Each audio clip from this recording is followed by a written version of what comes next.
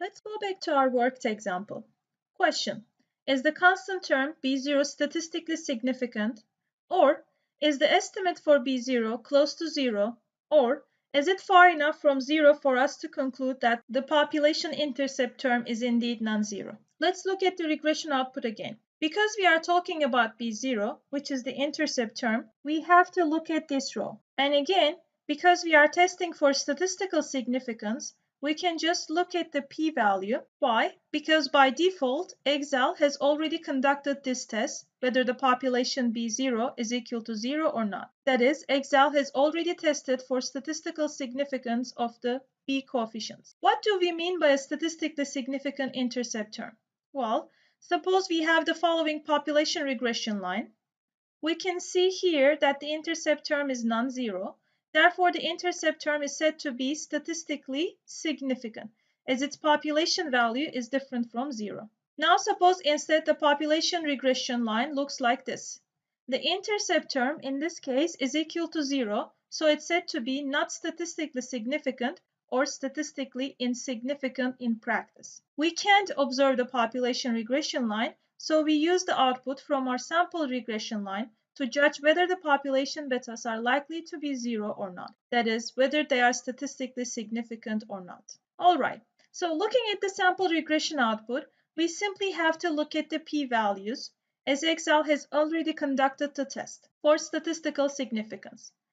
As you can see here, it's larger than 5%, so we do not reject the null hypothesis, and we conclude that the intercept term is statistically insignificant, which means the population regression is likely to have an intercept term equal to 0. Now, how could we conclude that the intercept term is statistically insignificant, which means its true population value is equal to 0, when the estimated sample intercept term is equal to 11,573.03. Clearly, it's not 0, right? Well, this is because 11,573 estimate occurred simply due to sampling variation or sampling error based on the standard error. The calculations indicate that 11,573 is practically equal to 0, and there is not sufficient evidence for us to reject the null hypothesis of population intercept is 0. Next, we are going to use t-test to test statistical significance of B1. You have learned that easiest way is just to check p-value and compare the p-value with the alpha. We did that in the previous video. If the p-value is less than alpha, it is significant and reject the null. If the p-value is greater than alpha, do not reject null. Well, this time we'll go old school and answer this question by hypothesis testing and doing a t-test. That is, we state the null and alternative hypothesis, we write down everything we know from the question, then we draw the student t-distribution and critical value, then we calculate the t-value, and then we will make a decision either to reject or do not reject H0. This should look very familiar from hypothesis testing lectures from a statistical review in Chapter 2. If not, please be sure to review web resources in Chapter 2 now. With all regression-based hypothesis testing, we use the student's t-distribution as we are given the standard errors from the computer output, which have been calculated from the sample. That is, we are using sample standard deviations. First things first, we have to set out the null and alternative hypothesis. The question asks whether there is a relationship between advertising expenditures and sales, so it is asking us whether population coefficient beta 1 is equal to 0. Now, what does the counter claim? The exact opposite of this claim. Well, it must be that beta 1 is not equal to 0. Recall that the claim with the equal sign is a null hypothesis, so we can now write down the null hypothesis and the alternative hypothesis. That is the first step done. Time to write down all the information provided to us. Remember that the null hypothesis is assumed to be true until proven otherwise. Looking at the null hypothesis, we assume the population beta 1 is equal to 0 until proven otherwise. If we look at the Excel output, you'll see that the estimated sample beta 1 is equal to 4.97. So B1 is equal to 4.97. The standard error is also given to us in the sample regression output, and it is 1.23. So we write this down. Okay, what type of hypothesis test is this? Recall from the hypothesis testing. We can tell by looking at the sign of alternative hypothesis. Since it's not an equal sign, it must be a two-tailed test. This means the rejection region will be on the both sides of the distribution. Next step is to draw the student's t-distribution. It looks pretty much like a normal distribution. Recall that it's bell-shaped and symmetrical around zero. Since we figured out that it's a two-tailed test, then the rejection region must lie here in both positive and negative sides of the distribution. And we are taught to test at the 10% significance level, which means that the size of rejection region comprises 5% of the distribution, that is half of the alpha. So the next big step is figuring out the critical value, which is a cutoff point of the rejection region. When using the student's t-table to find a critical value, we'll have to know the degrees of freedom of the sample regression. It's simply equal to n minus k minus 1. N is the sample size, k is the number of regressors or x variables. So looking at the output, we can see that the sample size is equal to 7. The number of x variables is 1, as we are only analyzing the effect of advertising expenditures on sales and nothing else. So the degrees of freedom is 7 minus 1, which is 5. This is a measure of how much information is contained in our sample. Let's look at our student t-table. We need to look for the row that corresponds to a degrees of freedom of 5. So this is a row we are working with. Now recall that the alternative hypothesis. Since there is not an equality sign, this must be a two-tailed test. So we'll be looking at the significance level on this row. The question asks us to test at the 10% significance level, so we are looking at this column here. The critical value we need is the intersection of our degrees of freedom and the significance level. The critical value is equal to 2.015. However, since this is a two-tailed test with two rejection regions on the right-hand side, the critical value is going to be positive 2.015. On the left side of the distribution, the critical value will be negative 2.015. Recall that the student t-distribution is symmetrical around 0, so the critical value is below 0 must be a negative number. So our critical value is negative 2.015 on the left-hand side and positive 2.015 on the right-hand side. So back to our student's t-distribution. We know now the critical value, that is the cutoff of the rejection region. The next step is calculating the test statistics. Back to our Excel output now. It's tempting to use the t-statistics that is provided by Excel, as it is just staring right at us. However, I want you to see how we get this number in Excel. So we will calculate the t-statistics by hand.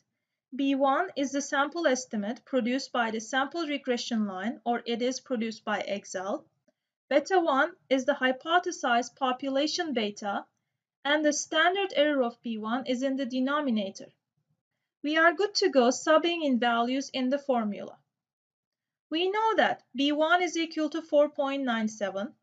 The null hypothesis, which is assumed true until proven otherwise, states that the population beta 1 is equal to 0, and the standard error from the Excel output is equal to 1.23.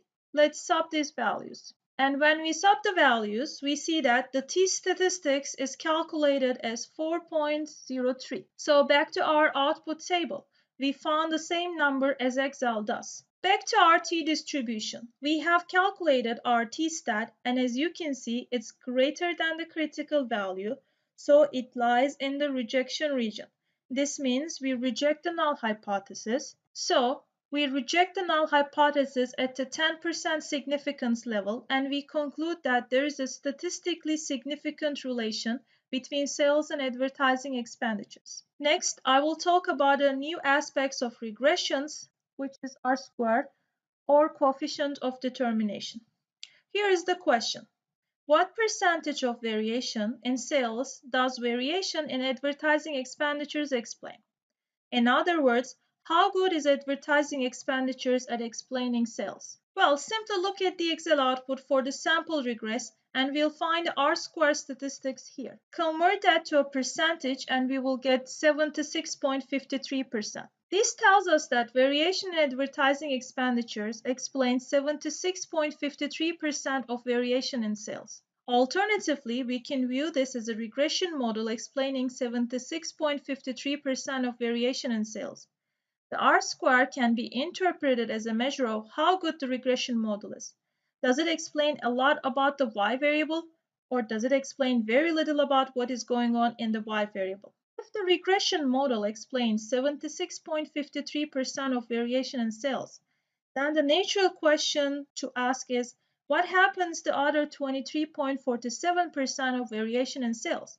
Well, 23.47% of variation is explained by other factors that are not included in the model.